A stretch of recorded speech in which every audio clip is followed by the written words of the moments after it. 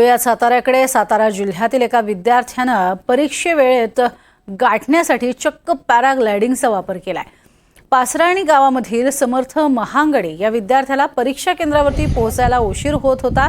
नेहमीच्या रस्त्याने गेल्यास वाहतूक कोंडीमुळे त्याला वेळ लागणार होता आणि म्हणून त्यानं साहसी खेळप्रेमी गोविंद येवले यांची मदत घेतली आणि येवलेंनी समर्थसाठी पॅराग्लायडिंगची व्यवस्था केली।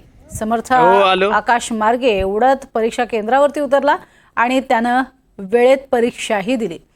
या घटनेचा व्हिडिओ सोशल मीडियावरती चांगलाच व्हायरल झालेला आहे आणि त्याच्या साहसाचं सर्वत्र कौतुक होतंय।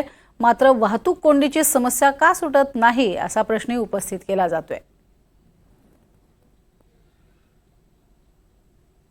तिथे मला मित्राचा कॉल आला की आज आपला पेपर आहे। पेपर आहे मला माहित नव्हतं की आज पेपर आहे, कारण माझ्या चुकीमुळे मला सरांनी सांगितलं होतं की जे रिसिट आहे ते अपडेट करून घ्यायला कॅफेमधून, सायबर कॅफेमधून। ते मी घेतलं नाही, राहिलं माझ्याकडून घ्यायचं।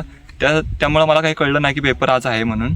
मी वरती गेलो, तिथे पेपर होता, त्यामुळे मी थोडा घाबरलो की आज पेपर आहे का, आता कसं जायचं, कारण तो रविवार होता, घाटाला फुल ट्रॅफिक होतं।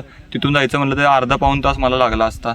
हे आमचं मित्रांचा ऐकून तिथं ते पॅराग्लायडिंगचे गोविंद येवले सर होते, त्यांनी ते ऐकलं। ते माझ्याकडे आले, ते मला बोलले की तुला पॅराग्लायडिंगमधून खाली कॉलेजला सोडलं तर चालेल का।